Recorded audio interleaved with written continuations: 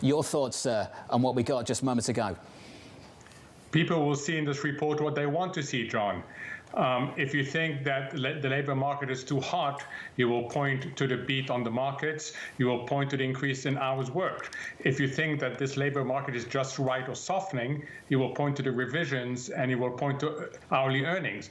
The bottom line for policymakers and for most economists, we will see this as not containing much new information.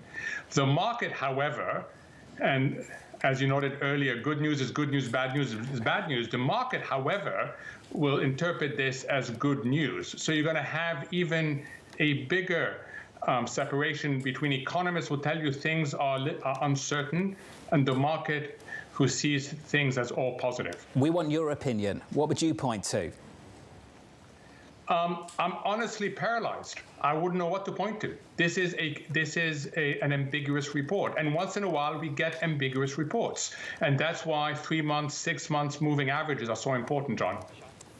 Michelle Meyer also here alongside us. Michelle, what's your impression of this? What's your big takeaway?